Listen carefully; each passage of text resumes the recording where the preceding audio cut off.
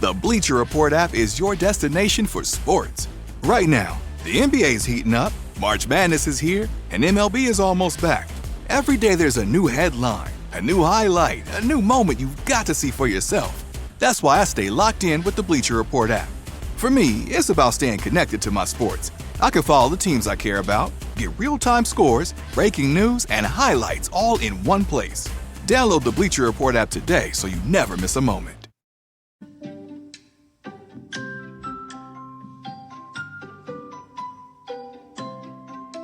Hi, I'm Daniel Lucas, and welcome to Book 101 Review. Book 101 is all about the books that I read for the last 40 years. And today I have my special guest.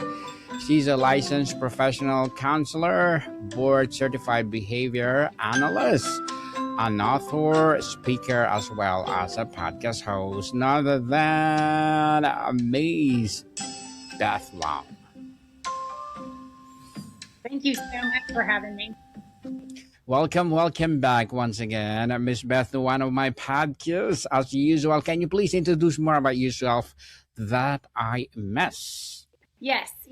So I have been in the mental health profession for about 25 years, and I've been working with children specifically because at the beginning I just liked working with adults. But then God kind of transitioned me into working with children. I've been working with children for over 10 years or so, and I love working with children and families.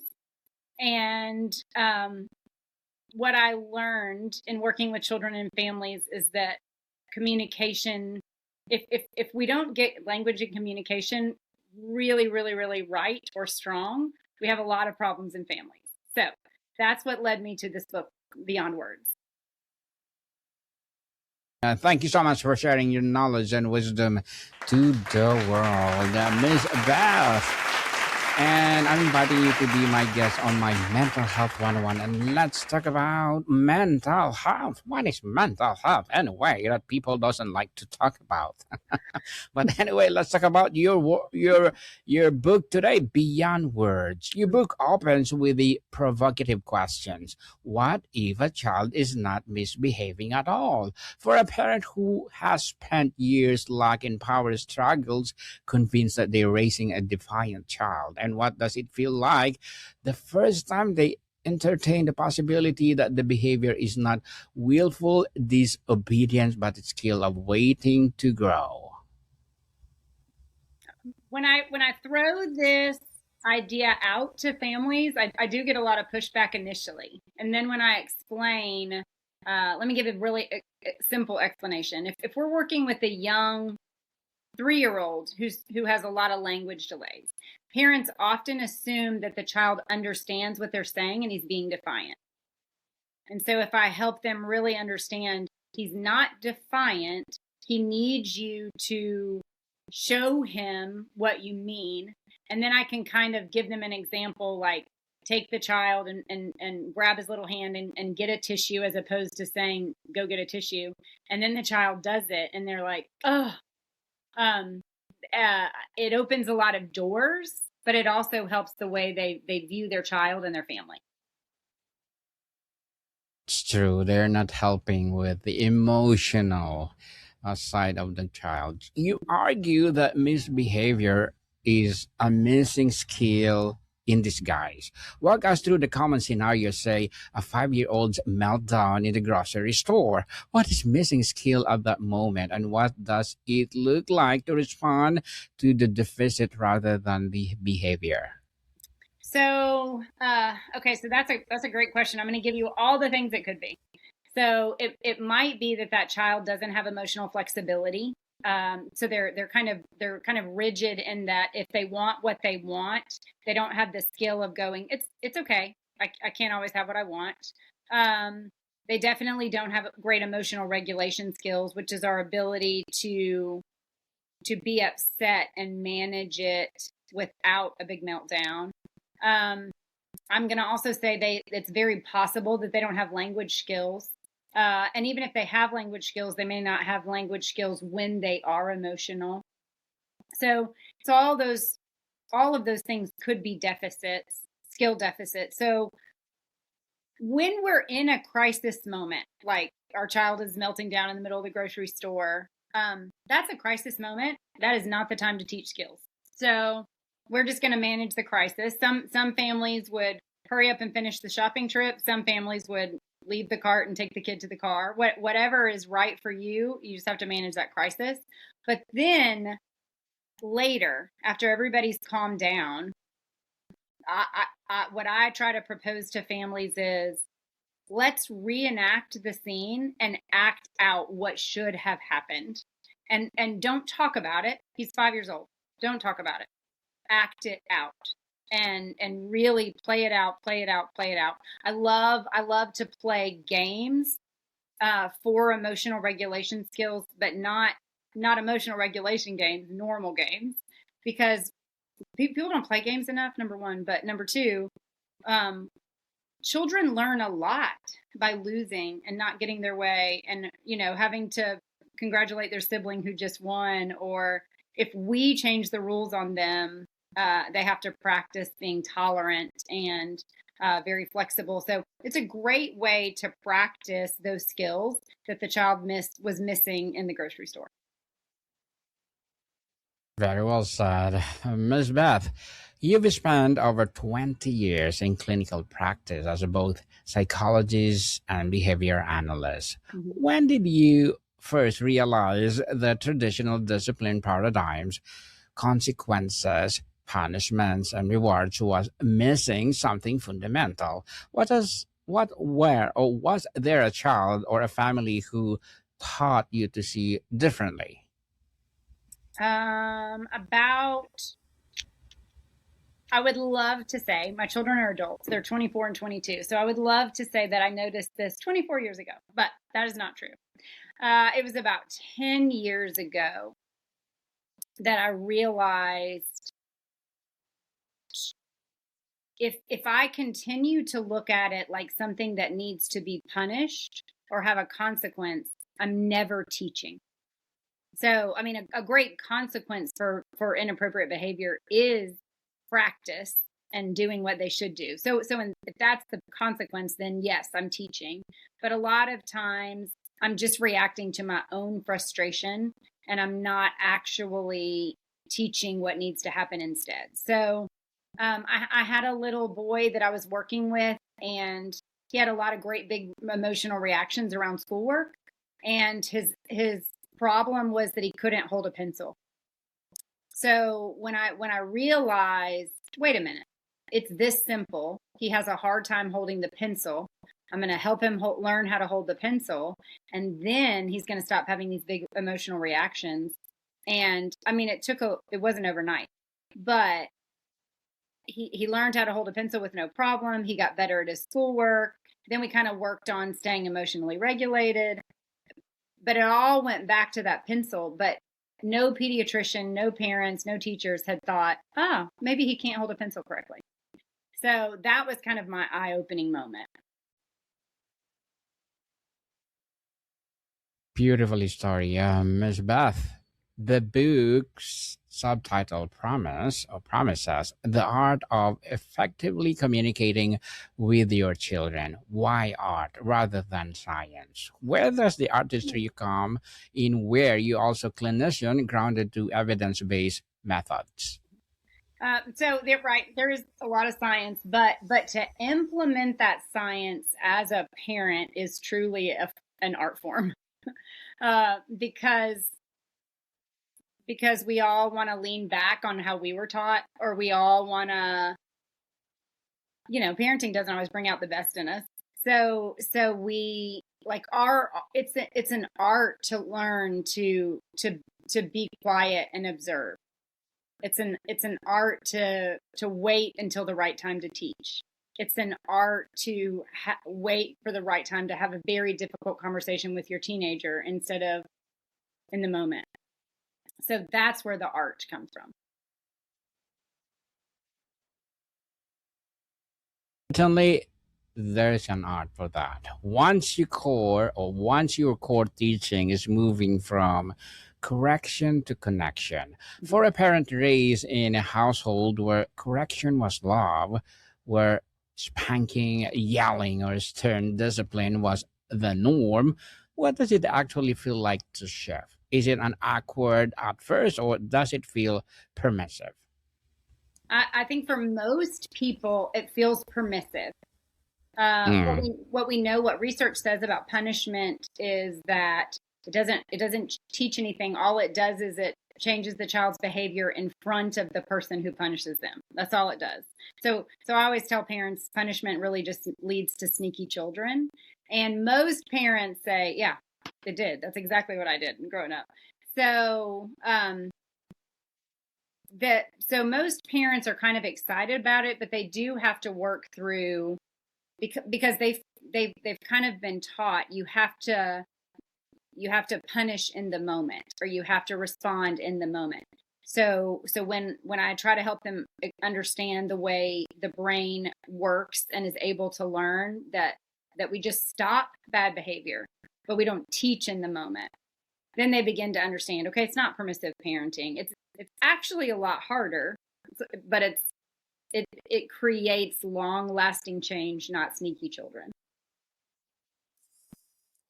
Miss Beth, you emphasize that children do well when they have the skills they need to succeed. This Mhm. sounds simple, but it's actually a radical reframe of human nature. It suggests no child wants to fail and no child wants to be difficult. What is the evidence from your clinical work that this is true?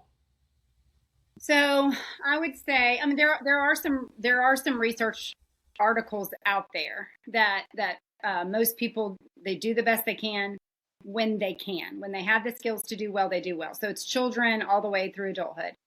However, in working with really difficult children, I have learned when when their parents aren't around and their teachers aren't around, they are broken and they so badly want to do well.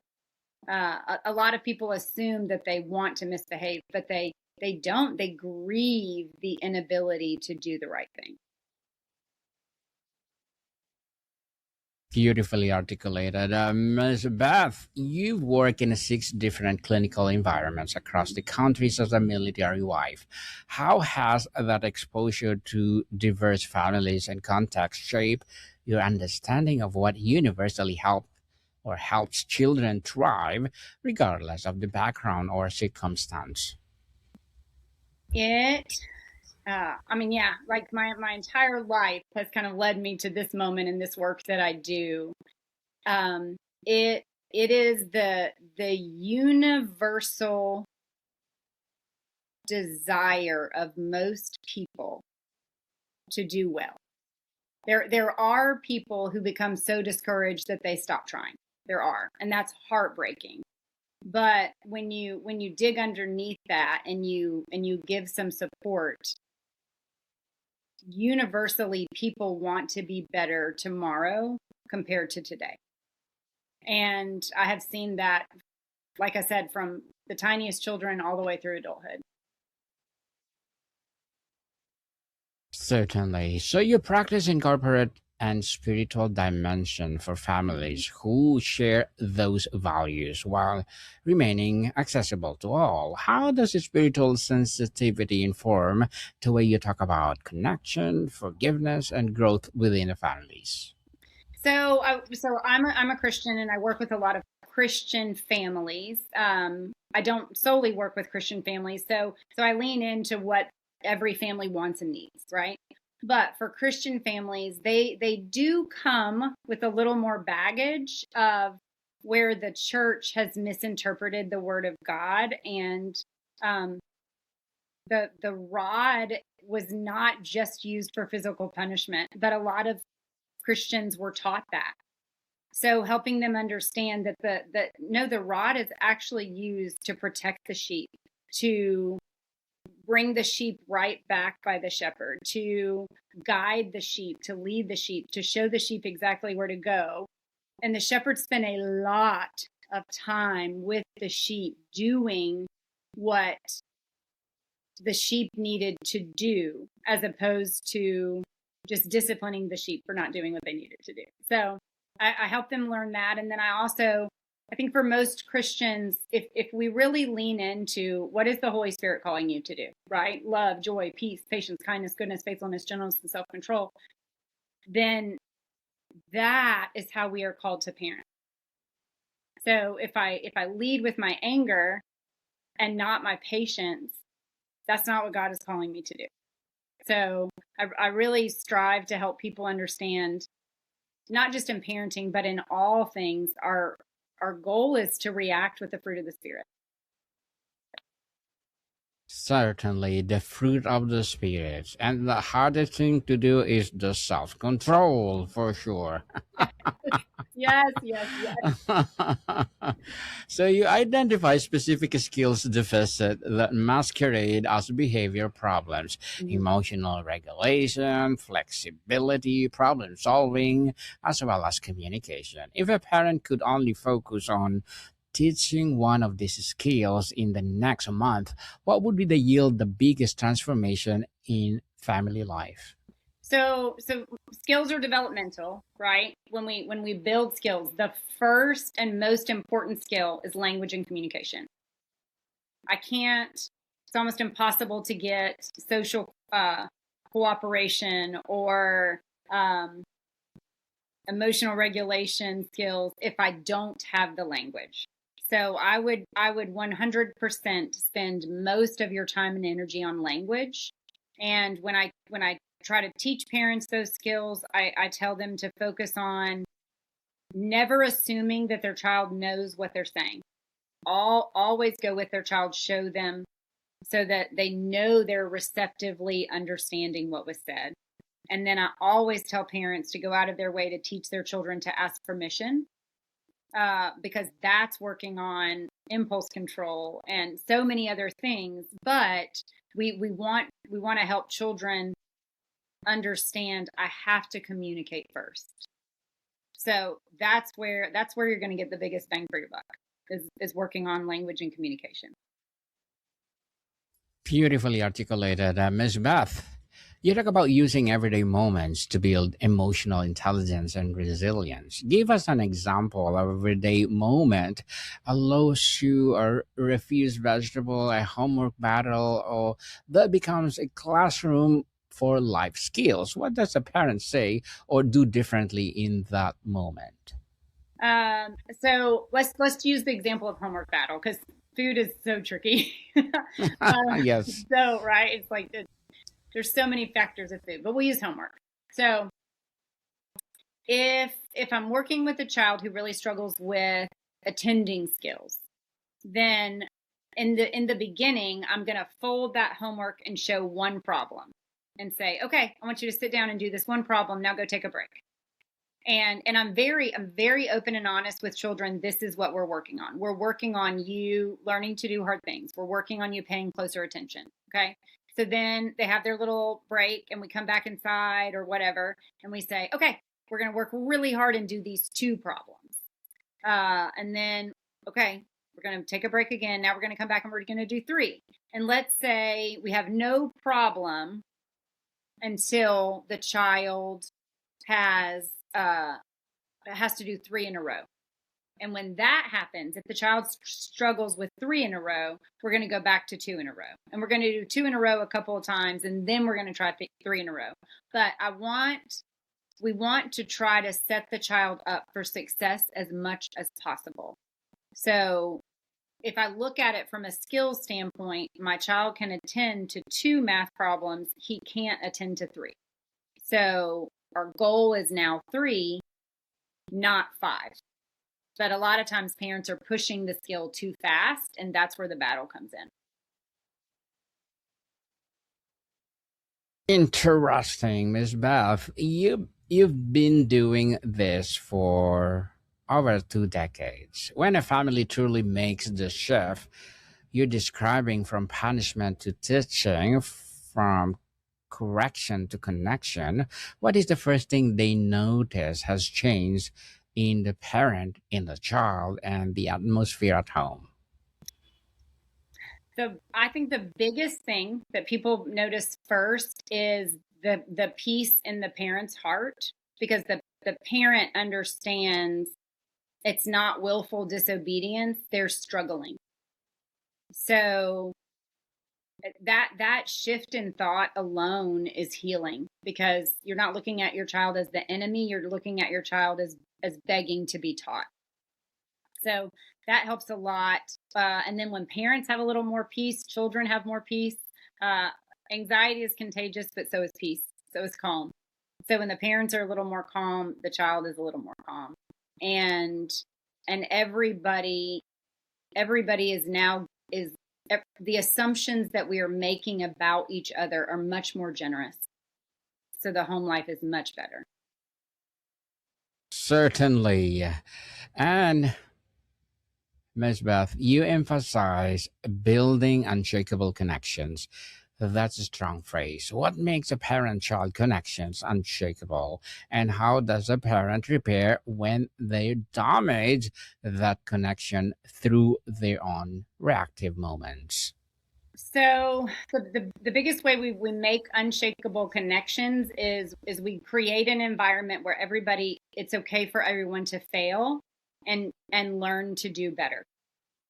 So when we as parents fail, because we fail all the time, when we as parents fail, we have to focus on repair, which means, hey, I am so sorry that I raised my voice. That was completely inappropriate. I am so sorry. I'm going to set a goal to stay calm when I get frustrated. I need you to help me practice that goal.